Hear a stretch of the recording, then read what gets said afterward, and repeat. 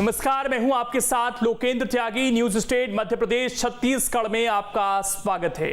आपके मुद्दे में बात आज महंगाई की होगी। त्योहारी सीजन में महंगाई की मार जनता की जेब जला रही है। घर का पूरा बजट बिगड़ गया है।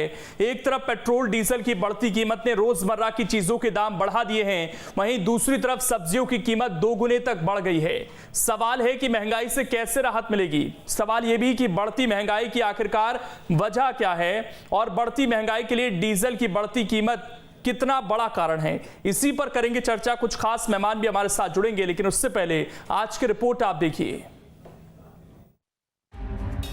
आलू, प्याज, टिंडे हो या फिर पेट्रोल, डीजल और एलपीजी, रोजमर्रा के इस्तेमाल की चीजों पर महंगाई की ऐसी मार पड़ी है कि जनता कराह उठी है।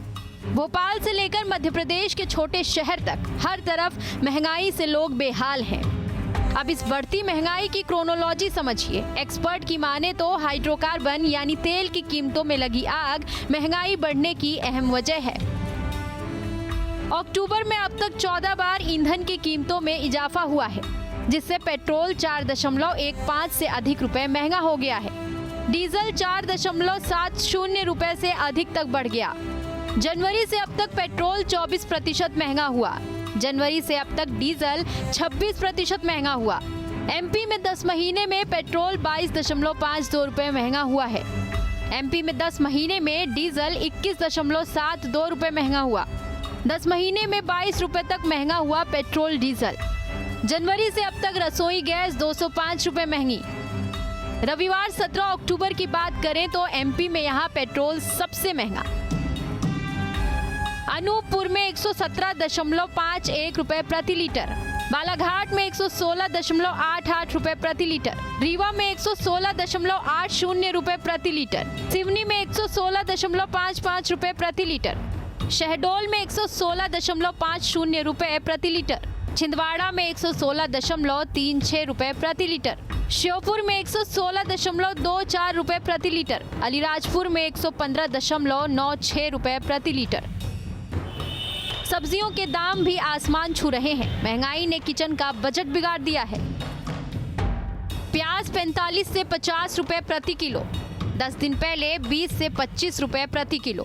आलू 25 से 30 रुपए प्रति किलो, 10 दिन पहले 20 रुपए प्रति किलो। टमाटर 60 से 70 रुपए प्रति किलो, 10 दिन पहले 30 से 40 रुपए प्रति किलो। बैगन 40 रुपए प्रति किलो, 10 दिन पहले 30 से 35 रुपए प्रति किलो। गोभी 50 से 60 रुपए प्रति किलो, 10 दिन पहले 30 से 35 रुपए प्रति किलो। हरा धनिया 150 से 200 रुपए प्रति किलो, 10 दिन पहले 70 से 80 रुपए प्रति किलो। शिमला मिर्च 100 रुपए प्रति किलो, 10 दिन पहले 40 रुपए प्रति किलो। शिमला पहले 40 रुपए की बिक रही थी किलो, अब 100 रुपए किलो हो गई है। और कमल डंडी भी 50 की आधा किलो हो गई। और गोभी 60 रुपए किलो, 40 रुपए किलो बिकने वाली। नहीं, हर चीज़ के रेट बढ़ रहे हैं तो गरीब क्या खाएगा, वो तो ले ही नहीं पाएंगे। इतना महंगा रेट चल रहा है हर चीज़ का। जो चीज़ 40 रुपये मिल रही थी अब 100 रुपये किलो हो गई है। इससे ज़्यादा क्या कर सकता है आदमी। राजधानी भोपाल ही नहीं, प्रदेश के दूसरे शहरों में भी सब्जियों की बढ़ी हुई कीमत लोगों का जेब जलाने लगी है। किचन का स्वाद खराब होने लगा है। भोपाल से जितेंद्र शर्मा के साथ टीम न्यूज स्टेट। और चर्चा करने के लिए 3 खास मेहमान इस वक्त हमारे साथ जुड़ गए हैं। चैतन्य भट्ट जी हैं, वरिष्ठ पत्रकार हैं। इसके अलावा डॉक्टर दिव्या गुप्ता हैं, भारतीय जनता पार्टी का पक्ष रखने के लिए हमारे साथ जुड़ गई हैं। और फिरोज सिद्दीकी जी हैं, कांग्रेस का पक्ष रखेंगे। आप तीनों का बहुत बहुत स्वागत। शुरुआत दिव्या जी आपसे ही। प्रदेश में उपचुनाव हैं, बड़े बड़े वादे दावे हो रहे हैं, लेकिन जो इतनी बड़ी समस्या आम लोगों के सामने है उस पर क्यों नहीं बात हो रही मैम? और इसका कोई सॉल्यूशन राज्य सरकार के पास है या नहीं? लोकेंद्र जी, त्योहार का समय है और इस समय बहुत सारी गतिविधियां साथ के साथ चल रही हैं। हमको ये भूलना नहीं चाहिए कि हम अभी बहुत बड़ी त्रासदी को झेलते हुए बाहर आए हैं। जो विश्व की बहुत बड़ी त्रासदी पेंडेमिक रही, जिसने पूरी बड़ी बड़ी वर्ल्ड की इकोनॉमीज की कमर तोड़ दी, उस समय हम उसको झेलते हुए बाहर निकल रहे हैं। अभी अच्छी बात यह है कि वर्ल्ड इकोनॉमी में भारत का प्रेडिक्शन बहुत अच्छा जा रहा है। उनका ऐसे कहना है कि हम बहुत जल्दी, बहुत तीव्र गति से हमारी इकोनॉमी जो है वो अपनी रफ्तार पकड़ती हुई आगे जा रही है। जीडीपी तो अच्छी हो जाएगी अगर ज्यादा महंगा सामान लोगों को खरीदना पड़ेगा। उसके जो अनेकों कारण है, पहले हम वो समझ लें। सबसे बड़े कारण जो बार बार ध्यान में आ रहा है वो ये है कि जो पेट्रोल और डीजल और गैस के दाम जो बढ़ रहे, जिसको आपने कहा कि हाइड्रोकार्बन्स के दाम जो बढ़ रहे, तो एक ये बात जानना बहुत जरूरी है कि उसके कारण क्या है, कि दाम वहां क्यों बढ़ रहे हैं। तो उसका बहुत बड़ा कारण ये है कि कुछ इकाइयां पेंडेमिक के कारण बंद रही, उसके समय बहुत नुकसान हुआ। दूसरा बहुत बड़ा नुकसान जो मिडिल ईस्ट और में जो सारी की सारी स्थिति है, ऑयल वेल्स की जो स्थिति है, जो आपस की वॉर है, वो हमें बहुत परेशान कर रही है। उनकी आपस की लड़ाई हमें बहुत परेशान कर रही है। और कुछ एक बहुत पुरानी बात है जिसको हमको याद रखना चाहिए कि हम जो पेट्रो बॉन्ड्स हम गिरवी रखे हुए हैं, जिसका खामियाजा हमें रोज भुगतना पड़ता है, जो शायद 2024 तक हम जिसका ब्याज हम चुकाते चले जाएंगे, तो जो मनमानी कीमत ये पेट्रोकेमिकल कंपनीज करती हैं वर्ल्ड ओवर, उसका हमको जो छोटे कंट्रीज हैं, जो छोटी इकोनॉमीज हैं, उसको बहुत बड़ा असर पड़ता है। हालांकि हम लोग लगे हुए हैं उस काम में, ऑयल रिग्स काम कर रही हैं, लगातार काम कर रही हैं, लेकिन हमारे पास उतना भंडार, जितना कि वर्ल्ड इकोनॉमी के पास भंडार है, उतना भंडार नहीं है।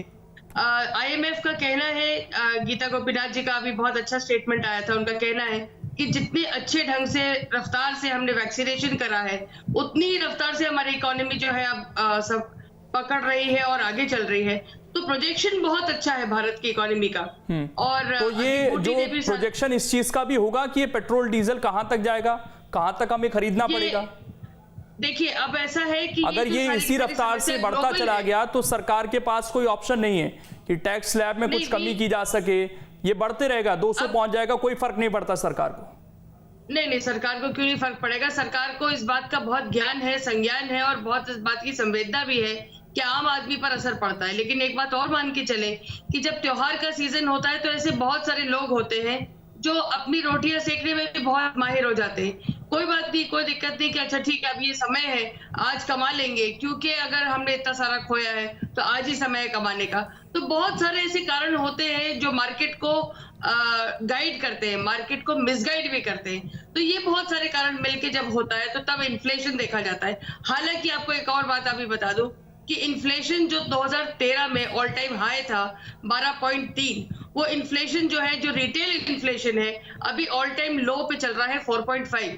ऐसा कहना जाता है वर्ल्ड इकोनॉमीज का कि 5 आप इकोनॉमी छोड़ दीजिए मैम, आप तो खुद एक गृहिणी भी है ना, साथ में आप खुद बाजार में जाती होंगी। छोड़ दीजिए क्या रिपोर्ट्स आ रही है क्या नहीं आ रही है, आपके घर का बजट बिगड़ा है या नहीं बिगड़ा है, सरल भाषा में उसको समझिए आप। बिल्कुल बिगड़, मतलब आप ये सोचिए कि मैं अगर बात कर रही हूँ, आज अगर पपीता की बात करें या आज अगर केले की बात करें, आज अगर आलू प्याज की बात करें, तो ये सब पर असर होता है और ये सामूहिक है और सबके साथ हो रहा है। लेकिन फिर भी फिर आम आदमी उन प्रोजेक्शंस को देखे या अभी हालिया स्थिति को देखे और सरकार की तरफ उम्मीद करे कि कोई सॉल्यूशन मिले। सॉल्यूशन डेफिनेटली है, सॉल्यूशन डेफिनेटली है, सॉल्यूशन डेफिनेटली बहुत जल्दी होने वाला है।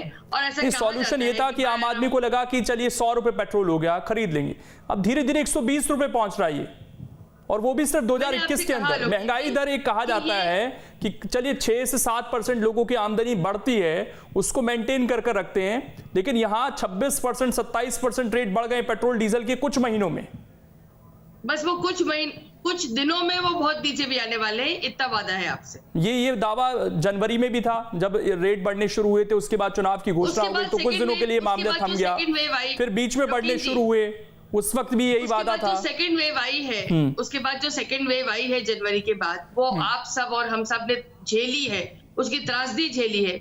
और उस त्रासदी को झेलने के बाद जो एक इकोनॉमी, जो हम ट्रिलियन इकोनॉमी की बात कर रहे थे, वो ट्रिलियन इकोनॉमी से बढ़कर जो हमको एक बहुत बड़ा झटका लगा है, उस झटके में से उबर के वापस तीव्र गति पर आना और बुलेट की रफ्तार से वापस चलना, ये अपने आप में क्या कम है? और हम इतनी अच्छी इकोनॉमी हमारी रफ्तार पकड़ रही है, अब जिसकी ग्रोथ देखिए वो ग्रोथ बढ़ रही है। नहीं, चाहे वो ऑटोमोबाइल, चैतन्य भट्ट जी को ला रहा हूँ इस डिबेट में, चैतन्य भट्ट जी, चाहे वो कंस्ट्रक्शन की हो, ठीक है, सारी चीजें ग्रीन सिग्नल बढ़ी हुई, इकोनॉमी बढ़ रही है हमारी, वो तो बढ़ेगी। अगर -21, 22, 26 तक हम गोता लगाकर आएंगे तो वो बढ़ता हुआ दिखेगा, जाहिर बात है। अब इकोनॉमी खुली है थोड़ी, लेकिन ये जो परिस्थितियां बनी हैं, सब्जी, फल, गैस सिलेंडर, पेट्रोल, डीजल, कपड़े, ये सारा भार क्या अंत में जो नुकसान हुआ वो आम जनता को ही सहना है? क्या होता है कि जब पेट्रोल और कीमत जो, मैं दिव्या जी 1 मिनट आ रहा हूं, मैं अगले सेगमेंट में आपसे बात करूंगा। आप थोड़ा चैतन्य भट्ट जी से। जी देखिए लोकेंद्र जी, ये जो आंकड़ेबाजी होती है सरकार की तरफ से हमेशा होती आई है, और आंकड़े से आम आदमी को कोई मतलब नहीं है कि आपकी इकोनॉमी 12% है कि 4% है कि 6% है कि 16% है, ना उसको जीडीपी से कोई मतलब है। उसका ये है कि अगर वो बाजार जा रहा है और उसको अगर 60 रुपए किलो या 70 रुपए किलो टमाटर मिल रहा है तो वो उसके लिए खून के आंसू जैसा है। आप देखिए कि जिस तरह से महंगाई लगातार बढ़ रही है, एक तरफ तो कोरोना में लोगों के रोजगार चले गए, जिनका वेतन ज्यादा था उनका वेतन कम हो गया, और उस पर अगर महंगाई की मार है तो मतलब ये समझ लीजिए कि डबल मार पड़ रही है उस आदमी पर, आम आदमी पर। देखिए पेट्रोल और डीजल की जहां तक बार बार ये अंतरराष्ट्रीय की बात की जाती है कि अंतरराष्ट्रीय स्तर पर दाम बढ़ रहे हैं, तो जब अंतरराष्ट्रीय स्तर पर दाम घटे थे तब तो आपने एक्साइज ड्यूटी लगा दी थी, 10 बार एक्साइज ड्यूटी बढ़ाई। तो आज की तारीख में अगर जनता को राहत देना है तो आपको एक्साइज ड्यूटी के बारे में भी सोचना पड़ेगा कि हम थोड़ी बहुत तो कम से कम राहत जनता को दें। देखिए सबसे बड़ा महंगाई का असर जो पड़ता है वो पड़ता है डीजल से, क्योंकि डीजल एकमात्र ऐसी चीज है जो ट्रांसपोर्टेशन में काम आती है और उसके माध्यम से सारी चीजें यहाँ से वहां जाती है। अब डीजल कभी सोचा नहीं था किसी व्यक्ति ने कि पेट्रोल के लगभग बराबर हो जाएगा। अब ये ठीक है कि आप इकोनॉमी के बारे में दुनिया भर के आप आंकड़े बताएं, लेकिन आम जनता को इससे कोई फर्क नहीं पड़ता। इसके लिए सबसे महत्वपूर्ण होती है कि रोजमर्रा की जो चीजें हैं, गैस सिलेंडर है, पेट्रोल है, सब्जियां हैं, भाजी है, फल है, वो कहाँ से खरीदे। एक आम आदमी जो मिडिल क्लास का होता है उसके घर का बजट कम से कम आप समझ लीजिए कि 1000 से 1500 रुपए तक की माह का बढ़ गया है। अब वो 1000 या 1500 रुपए कहाँ से लाएंगे, सरकार को सरकार का कहना है कि सब उसकी सेविंग्स वैसे ही खाली है सर, ये भी देखना पड़ेगा। उसकी सेविंग्स वैसे ही कोरोना में खाली हो गई। हाँ खाली होगी। दूसरा केंद्र सरकार कहती है कि वैट कम कर दें, कांग्रेस शासित प्रदेश वैट कम करें, कांग्रेस वाले कहते हैं कि बीजेपी वाले जो है वो कम करें। तो इस झगड़े में किस तो आम आदमी रहा ना भाई। देखिए वैट का जो कुछ है वो सरकार के स्टेट गवर्नमेंट के पास भी पैसे की कमी तो है, इसमें तो कोई संदेह नहीं है, लेकिन अगर वो वैट कम करते हैं, जीएसटी की भी जैसे बात हुई थी कि जीएसटी में लाने की बात हुई थी तो उन्होंने कहा कि सब कांग्रेस शासित प्रदेशों ने मना कर दिया कि हम इसको जीएसटी में नहीं लाना चाहते। लेकिन जीएसटी काउंसिल की जो बैठक होती है उसमें बहुमत से बातें तय की जाती है, और अगर भारतीय जनता पार्टी के ज्यादा से ज्यादा राज्य हैं तो अगर वो इस तरह का तय कर लेते हैं उनको जीएसटी में लाना, तो अभी आप देखिए कि जीएसटी के अंतर्गत 20 से 25, 30, 40 रुपए कम हो जाता है पेट्रोल का। लेकिन मंशा असल में ऐसी नहीं। अभी देखिए आप कुछ दिन बाद ये जो तेजी चल रही है वो थम जाएगी। जैसे ही चुनाव आएंगे आप देखना कि पेट्रोल की कीमतें थम जाएंगी। पिछली बार भी ये हुआ था कि जब पश्चिम बंगाल में चुनाव हुए तो 64 दिन तक पेट्रोल की कीमतें नहीं बढ़ पाई।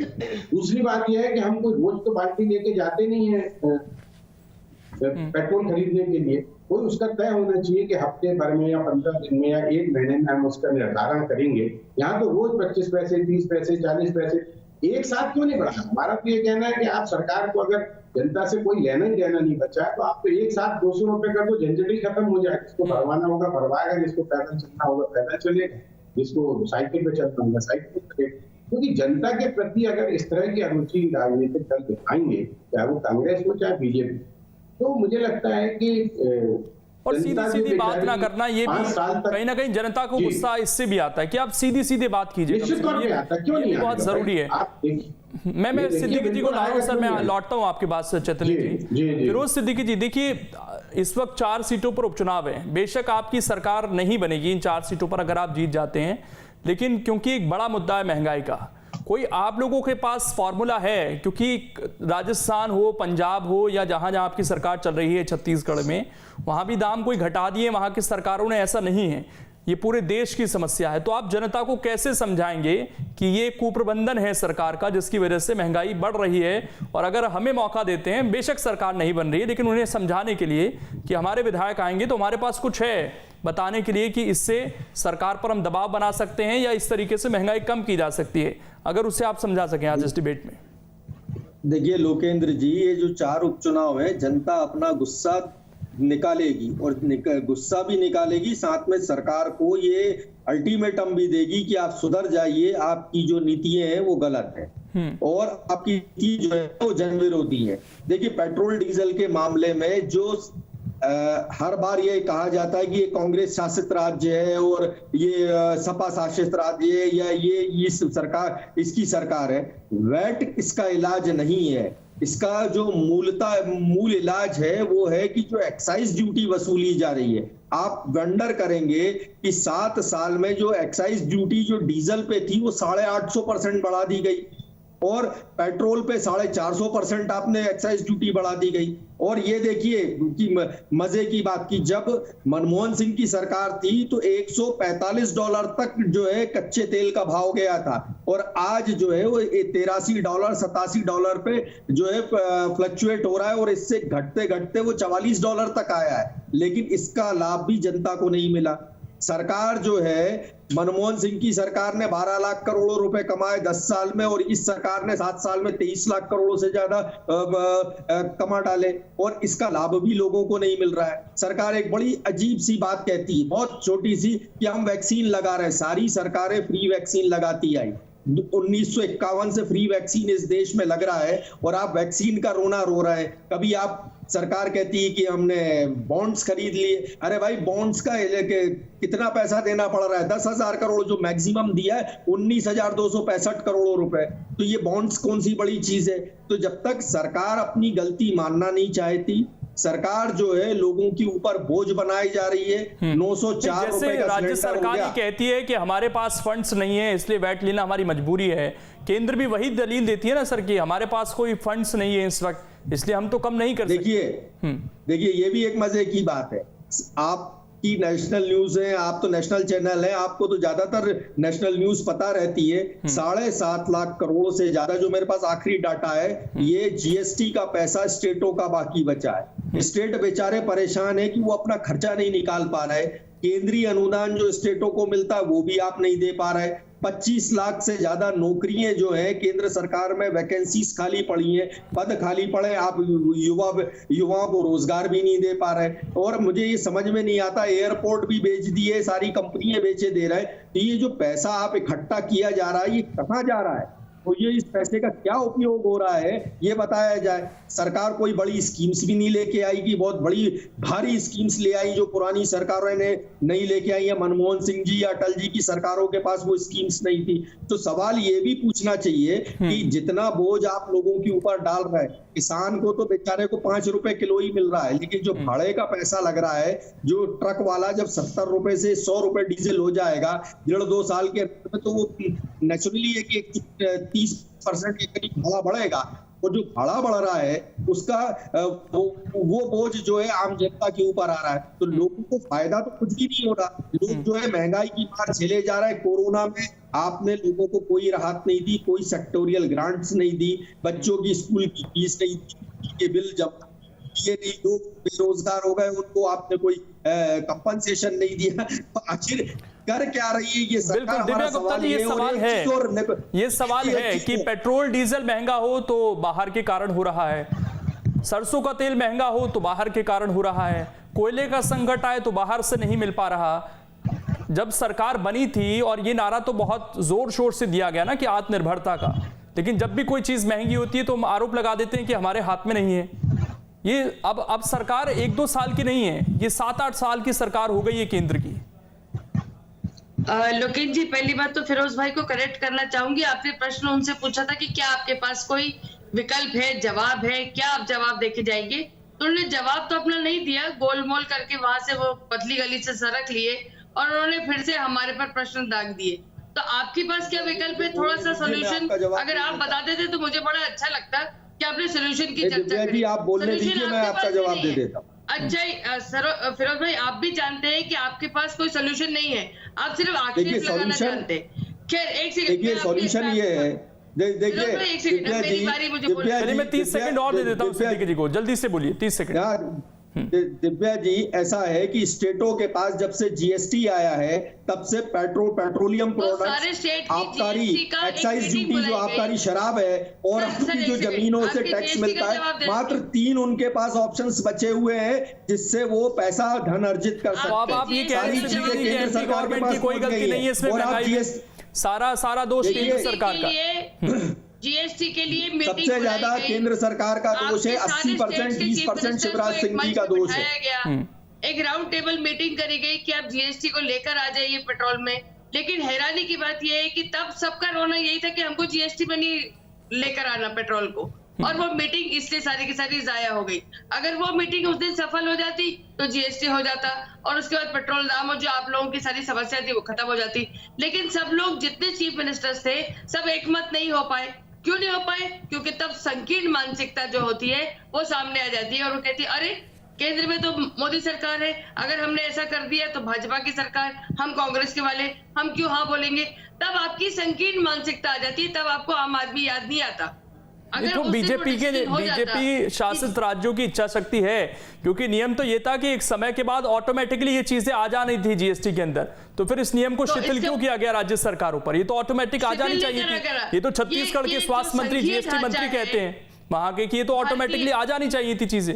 भारतीय प्रजातंत्र का जो संघीय ढांचा है उस संघीय ढांचे में अभी भी हमारे पास केंद्र और स्टेट नहीं, ये तो उस वक्त नियम बना था ना जब जीएसटी लागू हुआ था कि इतने समय बाद ना तो सरकार हर्जाना देगी उस समय और जो भी चीजें बची हैं उनको ऑटोमेटिकली लेकर आएंगे। तब इसको पेट्रोल और डीजल को इससे परे रखा गया था। तब बाकी सारी चीजों में लागू हुआ था, पेट्रोल और डीजल को नहीं रखा गया था।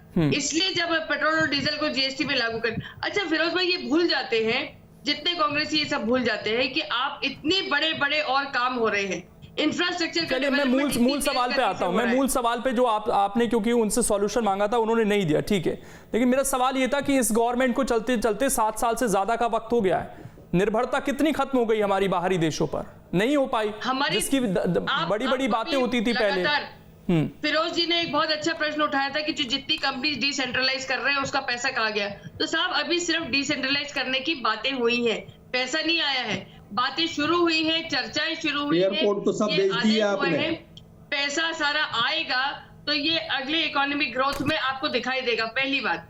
दूसरी बात जो आप बहुत बड़ा आक्षेप लगा रहे हैं कि पैसा कहाँ गया, जो सारा के सारा भ्रष्टाचार के पिटफॉल्स और जो सारे के सारे लेक्यूना भरे उस और जो डिजिटलाइजेशन से सारा भ्रष्टाचार खत्म हुआ उसका बहुत बड़ा एक आपको इकोनॉमी का फायदा दिखाई दे रहा है। तीसरी बहुत बड़ी बात, हम ये बात भूल नहीं रहे कि आप ये जो वैक्सीन उससे तो और ज्यादा पैसा आना चाहिए था ना, पैसे का नुकसान कैसे हो गया? पैसा आया नहीं ना। हाँ। आपने जितनी कंपनी यानी कि भ्रष्टाचार पे सरकार ये काले धन की तरह आ रहा है, ये काले नोटबंदी के बाद काला धन जैसे आना था वैसे आएगा सरकार कि डिजिटल जो हमने लागू किया, हमें तो उम्मीद थी ना कि काला धन नहीं जाएगा। डिफेंस में सबसे बड़ा अभी आत्मनिर्भरता कहाँ हुई है? हमारा डिफेंस सबसे ज्यादा स्ट्रांग हो गया है पिछले दिनों में। और इतना मैडम 2017 की cabinet committee on security defence वो कहती है कि सैनिकों के पास पहनने के लिए जूते और कपड़े और जरूरी सामान नहीं है। क्या फिरोज भाई सुनाई नहीं दिया?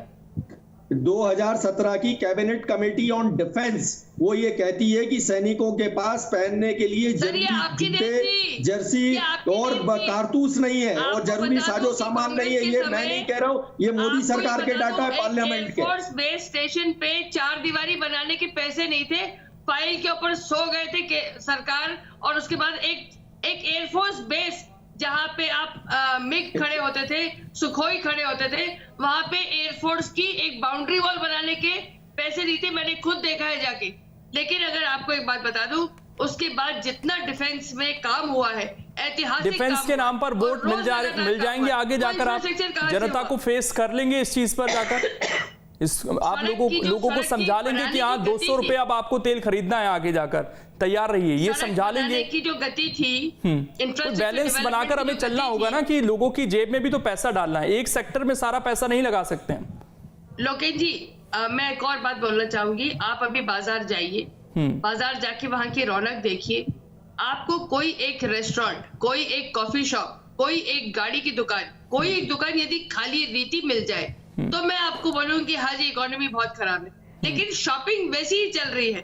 मार्केट भाई ये त्योहारी सीजन है, ये त्योहार है, लोग अपना त्योहार मनाएंगे, कैसे भी मनाएंगे, इसका मतलब ये नहीं है ये जो आप देख रहे हैं। हमारी नजर कुछ और हो जाती है देखने की, और जो सरकार के लोग हैं उनकी और नजर हो जाती है क्या देखने की, कि वो रौनक तो देखते हैं लेकिन उसके पीछे की जो मुश्किलें हैं या वो बजट कैसे मैनेज हो रहा है वो नहीं दिखाई देता। बिल्कुल है, उससे देखिए ऐसा नहीं कि अगर आप ये कहने लगे कि हर घर में खाना बन रहा है तो खाना तो खाएगा ना आदमी, बिना खाना खाए बिना सब्जी के खा सकता है, अचार के साथ रोटी खा सकता है। अगर उसको आप ये मान लेंगे वो खाना खा रहा है इसका मतलब बड़ा खुश है और रौनक है उसके मन दिमाग में और मन में, तो ये तो बड़ी अजीब सी बात है। भाई देखिए आप कि लोगों की इनकम कम हो गई, नौकरी चली गई लोगों की, उसके बाद अगर इस तरह की महंगाई का जो दाना सामने खड़ा है, उसको रोकने के लिए कुछ तो प्रयास होना चाहिए, चाहे वो स्टेट गवर्नमेंट के लेवल पे हो, चाहे सेंट्रल गवर्नमेंट। लगता नहीं है कि कोई सॉल्यूशन है। पहले भी ये दावे थे कि कम होंगे, रेट हुए नहीं, और जनता को लग रहा है कि